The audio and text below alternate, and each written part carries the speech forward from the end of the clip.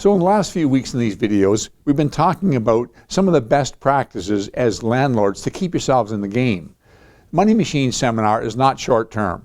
It's not like the fix and flip guys. It's not like the speculators who jump in when the market's in one condition, jump out when it's another. You're in here for the long haul. You're in here, in fact, 20, 25 years building your portfolio and then throughout in retirement. And I've seen, as I said before, I've seen so often people start with the best of intentions and then they fall off the wagon, if you were. I don't want that to happen. I want it to work out for you so that you can retire wealthy. Well, I want to talk to you today about the importance of keeping your units in good repair.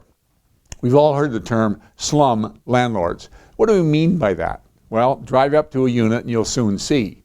You'll drive up to the unit, you'll see if there's an exterior door. It'll be a screen door. It won't be a solid core door. And the screen's probably got rips and holes in it. You walk inside and you'll see wallpaper peeling off. You'll see cracked and destroyed linoleum on the floor. You'll probably see some holes in the wall. The appliances, the fridge and stove, are 30 years old.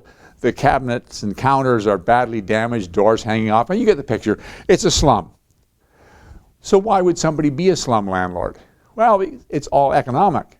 See, to buy a slum like that, you're not going to pay near as much as you're going to pay for a well-conditioned property. That's the whole premise of fix and flip. People understand that a buyer is going to pay more when it's in really, really good condition than the cost of bringing it up into good condition. So you're going to get better return.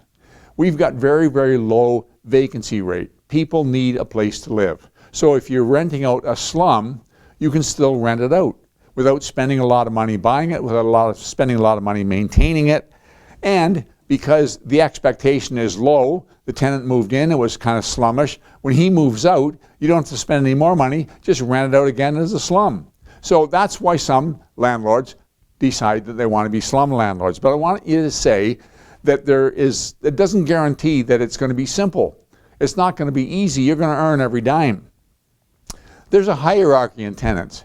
Everything from the dream tenant that all the landlords would love to have, the guy or gal or couple who pay the rent on time, who look after the place, who are polite, who are wonderful tenants, all the way down to the bottom end of the people who are desperately difficult to house. If you are operating a slum, cross the good tenants off your list. They're not going to consider your unit. The more difficult the tenant is to house, the more likely they're going to line up to rent your unit. So you rent out a unit to a couple, and the next thing you find out, there's 8 people living there, or there's 2 more people living there that weren't the 2 you rented to. You're going to become familiar with the police because they're going to get called on a regular basis. Your neighbors are going to hate you. But hey, the money's good.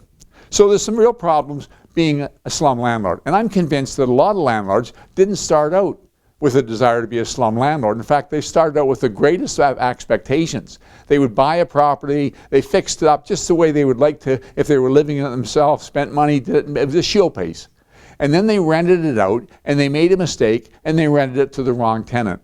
And the tenant got in, didn't care for it. They drove by a little bit later, there's cars up on blocks, the yard's all overgrown, it's a mess, and things start to deteriorate. Maybe when that tenant eventually moves out, they go back in, shovel a bunch of money back in, bring it up to the condition it was in before. They make another bad decision, rent it out to another tenant, and the process repeats itself. And they get fed up. They think, why am I spending all this money? They're bringing in pets, they're making a mess, they're not taking care of it. I might as well just be a slum landlord. But you see, the real problem is screening. We're not taking the time, and we're not being careful to screen our tenants. And I want to tell you, after doing this for 40, 50 years, I can tell you that sooner or later, a bad tenant's going to slip through regardless of how careful you are. I've got a problem now I'm dealing with. I rented to a fellow, was a great tenant, been with me for 10 years. His wife died. He decided to move out in with his girlfriend, and he moved his daughter and boyfriend and kids in there. And now I've got people who are not good tenants. They're not legally allowed to be there, but I've got to go through the process. But I inherited something that I wouldn't have made a decision about initially. And it'll happen. Sooner or later, you'll have a bad tenant. You just kind of have to suck it up, wait till they leave, spend the money, bring it back again to good repair. And why is that so important? Well, it's so important because of this hierarchy of tenants. If you have a good quality unit that you'd be proud to live in yourself, you'll be able to pick the best candidate as a tenant. The ones who are going to be problem tenants, in their track record they have been problem tenants, you just overlook them.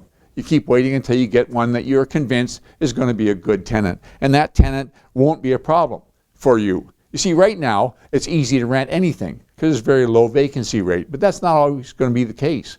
As rents have gone up so much, and along with that, the government recognizing that there's a shortage of housing, government incentives will encourage builders to build rental units. There'll be more rental units on the market, and we'll swing around till you see these signs that say 1 month, 2 month free, vacancy, and so on, and your unit may not be rentable, or it may take a long time, or you're really going to have to lower your standards. And so you're going to have less headaches, you're not going to get calls in the middle of the night, you're not going to have expensive deferred maintenance because you let things go so long, you'll be able to sleep at night, and yes, you're in it for the long haul, and you'll be able to comfortably stay in it for the long haul. Hope that makes sense. Thank you for joining me. We'll look forward to talking to you again next week.